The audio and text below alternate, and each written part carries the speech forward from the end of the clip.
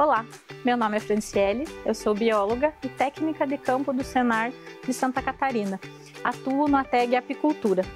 Hoje nós vamos conversar um pouco sobre a alimentação suplementar das abelhas. Nos períodos de escassez de florada ou em épocas com muita chuva, é importante o apicultor redobrar os seus cuidados nos apiários, fazer a revisão das suas colônias e iniciar a suplementação alimentar se for necessário.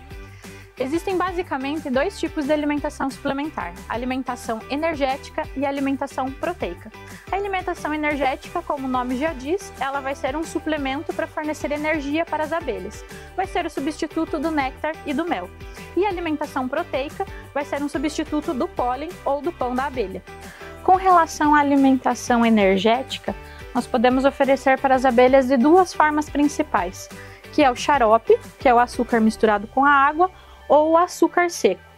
No caso do xarope, aqui eu trouxe para vocês o xarope já pronto, nós temos dois tipos de xarope. Tem o xarope concentrado e o xarope mais diluído. O xarope concentrado, ele é o xarope que nós chamamos para manutenção. Então ele vai ser fornecido para as colônias na época de escassez de florada e períodos prolongados de chuva. Esse xarope aqui, nós vamos misturar 2 partes de açúcar para 1 parte de água, por isso ele é mais concentrado na parte do açúcar. Vai mexer esses ingredientes, levar ao fogo até a total diluição do açúcar. Deixa ferver, conta 1 minuto, desliga e fornece para as colônias. Nós temos um outro tipo de xarope, que é o xarope estimulante. Então esse xarope ele vai estimular a postura da rainha. Quando que nós administramos esse xarope? Em épocas prévias às principais floradas. Então quando nós queremos ampliar a população das colônias, nós administramos esse xarope para estimular a postura da rainha. Esse xarope ele é um pouquinho mais diluído, então nós vamos utilizar 2 partes de água para 1 parte de açúcar.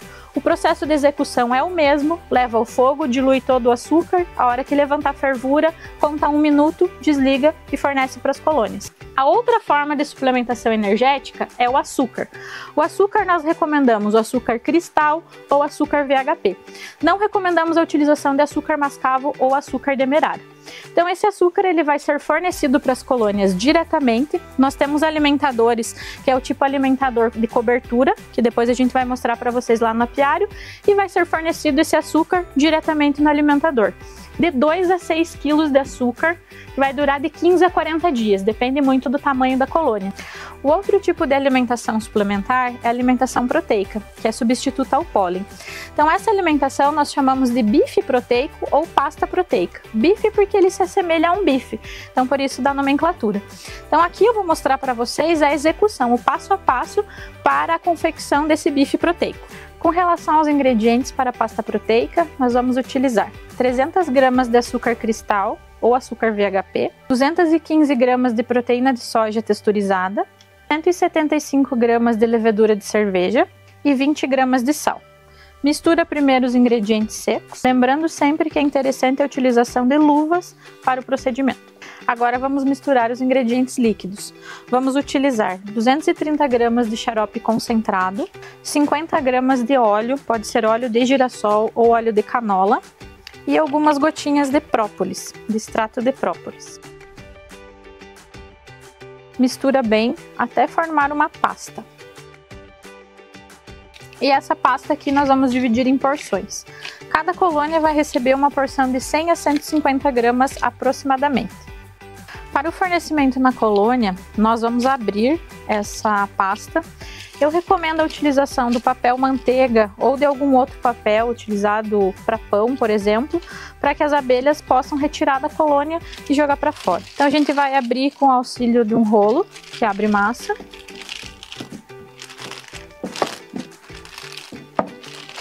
E nós vamos fornecer essa pasta proteica lá para a colônia.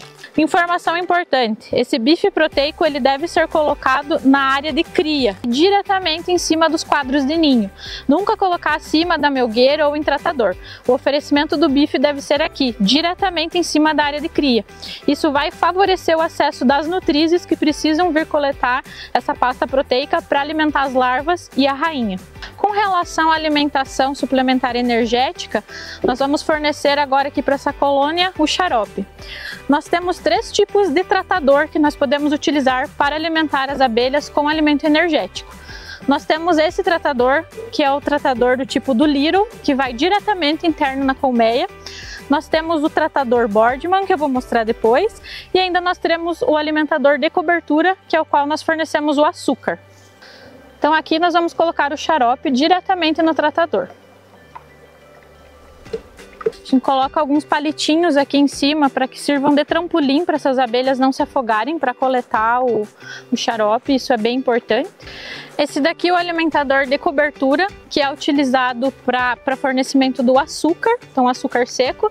Nós colocamos em cima do ninho, né, entre o ninho e a melgueira, assim como a pasta proteica. É interessante que o alimento fique próximo das crias, por isso o fornecimento deve ser logo acima do ninho. Então aqui nós vamos encher o alimentador com açúcar e deixar disponível para as colônias. Finalizando aqui então, mais uma alimentação suplementar energética. Aqui é o xarope mais uma vez, e nós vamos utilizar o alimentador do tipo Boardman. Então esse é um alimentador externo, nós vamos colocar aqui a garrafa PET diretamente ali. Essa garrafa tem 500 ml, então é necessário vir a cada 3, 4 dias para trocar e fornecer mais xarope para elas. A revisão dos apiários deve ser periódica, enquanto manter a suplementação alimentar das colônias. Então o produtor deve visitar os apiários a cada 15 dias, um mês ao máximo, para acompanhar o consumo do alimento das abelhas.